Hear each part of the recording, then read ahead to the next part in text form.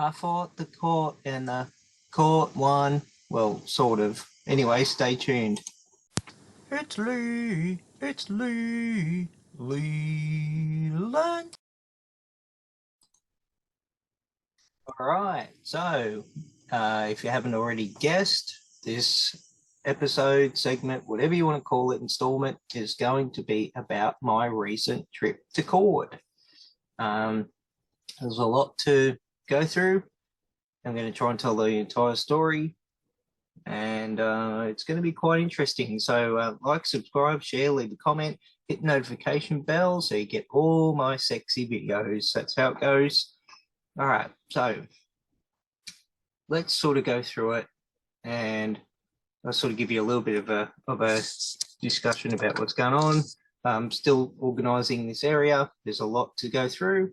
Yeah, and getting used to this new system I've got. There's the red light up there. Here I am. All right, so this is going to be quite interesting.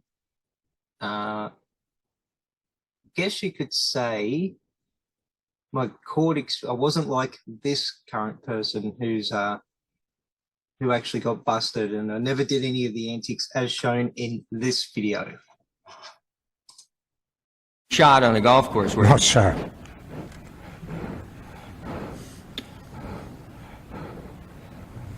Mr. Carter, we also have a great interest in an attorney by the name of Sidney Korshak. Like Mr. Ed Hanley, he also has declined to testify by invoking his Fifth Amendment rights. Have you ever met Mr. Sidney Korshak? Yes, sir. When did you first meet him? Sir? When did you first meet him? Oh, years ago. Can you give us an estimate? I have no idea. I don't remember. Would it be like 20 or 30 years ago? Possible. Could it have been longer? I don't remember. How did you first come to know Mr. Korshak? Why, I don't remember how we met. Did you meet him in Chicago? Yes, sir. And who introduced you to him? I don't remember. Did you understand that he was a labor lawyer at the time you met him? No, sir. What did you understand that he did for a living? Just a criminal lawyer. A criminal lawyer? Yeah. Did he ever represent you? Sir? Did he ever represent you? No, sir. Any of your friends? No, sir. We received... That, of course, was Tony Accardo, otherwise known as Joe Batters. Old man at the time, 70s, 76, something rather. No, sir. No. What? You tell me that you've known these people on the golf course all your life, and you're in the papers together, and you don't even know what he does for a living? No, sir. No, only that we play golf together. Oh, sir. Genius, actually. I didn't have to resort to any of that. But yeah. I guess some people probably would, right? Anyway, so of course he was the mafia boss, allegedly, of Chicago, and that was his tactic, and they never ever got him for it. But anyway, I digress. So I'm going to give a little bit of a backstory about what happened. So about September, yep, it was September, Father's Day. I was caught speeding. Don't condone it.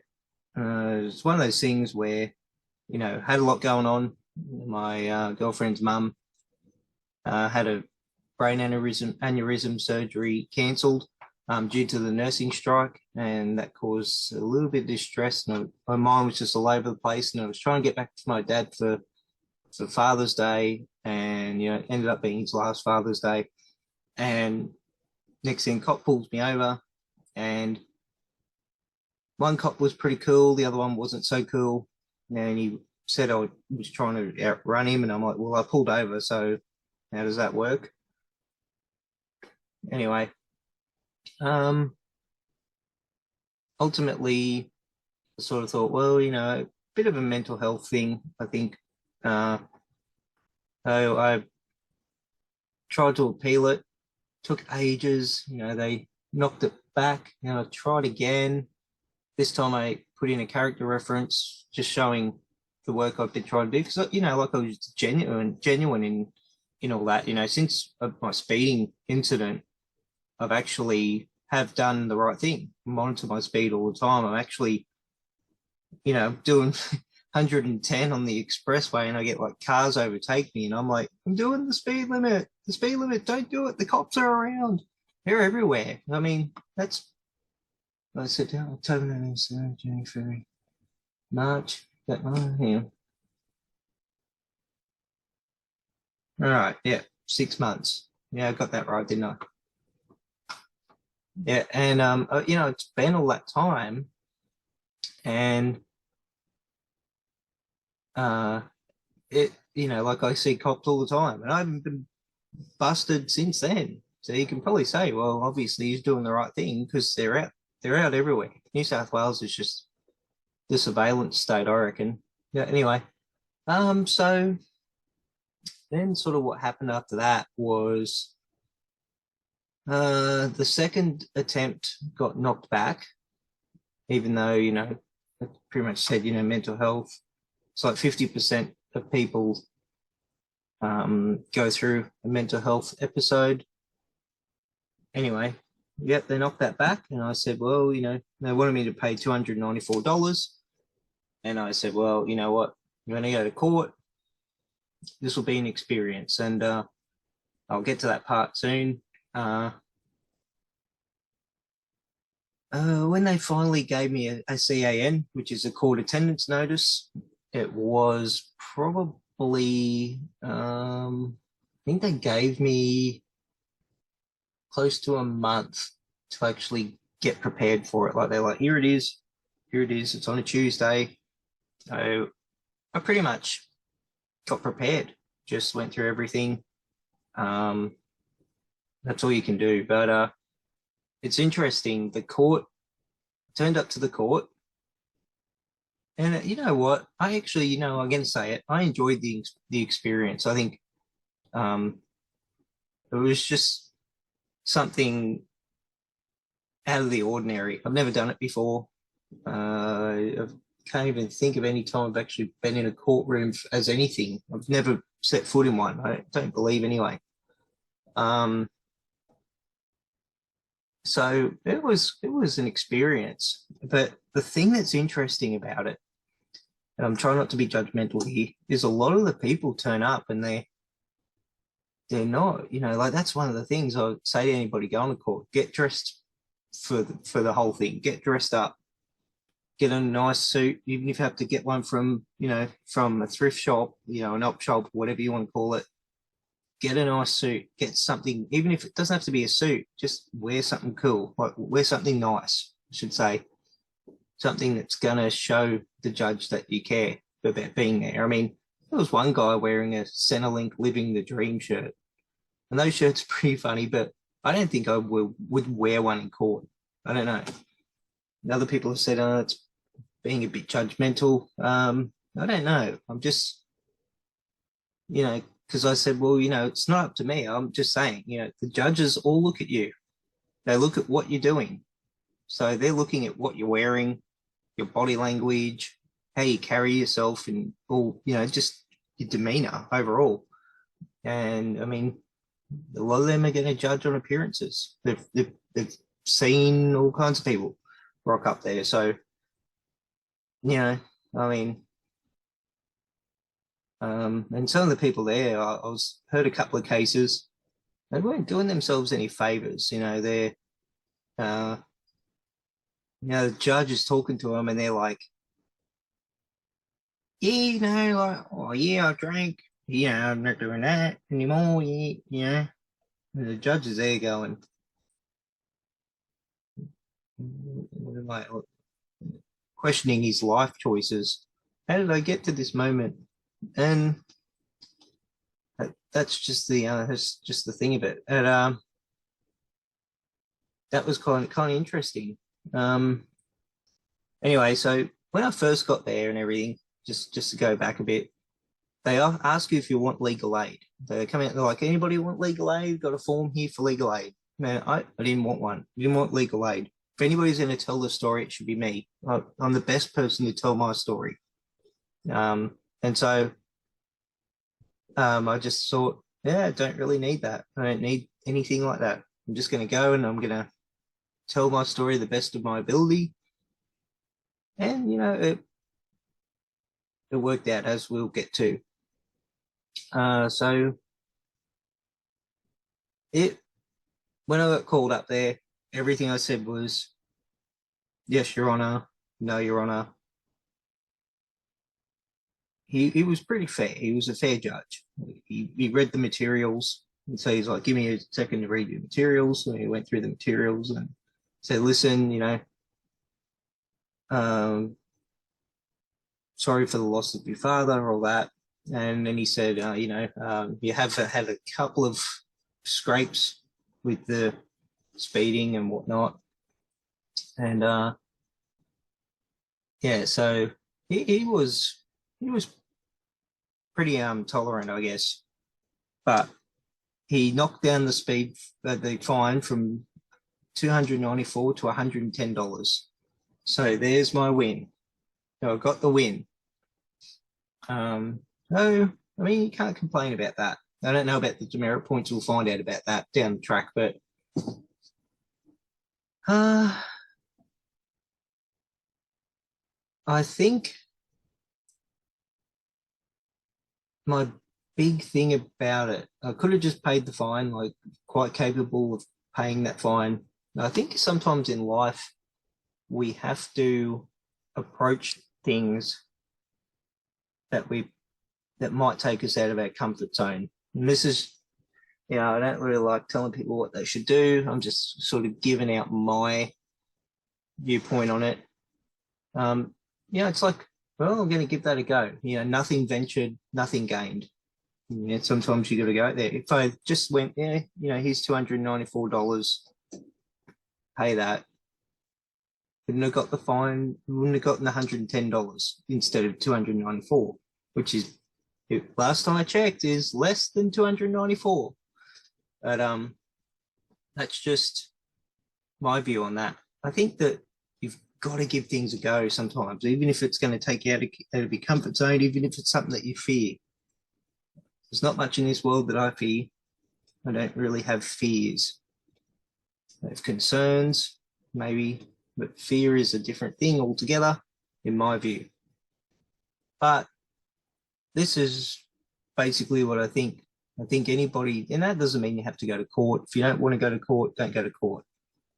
Don't get caught, yes. But if you want to give something a go, go out there and face something. Maybe think about that. It might be something that you want to do.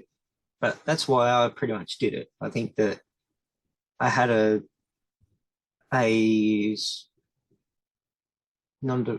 reason for doing it. I think that there's a lot going on. We're all human, easy to lose track of what's going on, and we make mistakes, and that's pretty much my compelling reason. But that's another thing. If you decide to go to court, make sure you do your research. And also, it's always a good idea to make sure that you're sorry for what you've done. I mean, I don't agree with the way that we sort of are out there. The cops are always out there looking to get somebody. Got to get somebody quick. Got to do this, got to do that. I don't really agree with that. I think we should have more cops in police stations. And I'm not saying we should let people who are speeding get away with it or anything like that, but I think we need to be a bit more tolerant of things. But the system is what it is at this point. And so if you're sorry, you got to show remorse, because they want to see that. So you got to be sorry for what you've done, using the system that's currently there, and hope that a better system comes along, I guess, is the way I would sort of describe it. But if you've got a story, if you've got a reason why you should be let off, think about the story and go, oh, if I was a judge, would I like that story? I mean, don't know. But that's just a bit of my experience with it. And one thing I will say, I had a lot of people say to me it wasn't going to work. Oh, you won't get off on that. Well, I didn't get off. I didn't find it very sexually appealing at all. But no, I didn't get off scot-free. I mean, the judge already knew he was giving out penalties. He pretty much said, "Listen, I've taken this into account. Here's the thing, so I'm going to have to give you something. The maximum fine's usually 5,000, but I don't want to do that. That's what he would say. He said to a couple of people, I think maximum fine for my offence was like 2,200 or something.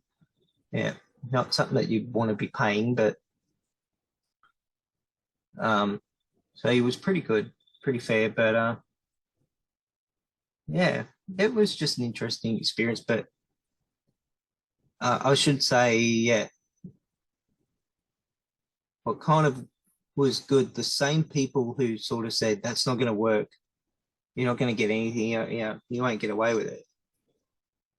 They were quick to sort of go, yeah, well, wow, that's great, that's a great victory. But none of them turned around and said, I was wrong about that. I was wrong. I sort of said you wouldn't make it there. Short memories, or maybe they don't want to admit it, that they were sort of more or less making I was going to get the electric chair. But there we go. It's just interesting that a lot of people out there are quick to always say that you're wrong, but you always got to listen to your instincts. Your instincts are they're the guidance system, I guess, that we need. We need our instincts. And so that was kind of interesting to me. But so that's just what I think. I don't know what anybody else thinks. I'd like to hear what everybody else thinks about it. Have you been to court yourself? What did you think of it? The moth going around. And yeah, so let me know. That was quite an interesting experience. Highly recommended. Enjoyed it. Probably wouldn't do it again in a hurry, but it was good for a change. All right, so that's me. I am out. It is very late, or it's getting late. So I shall chat to you later on. All right, take it easy. Bye.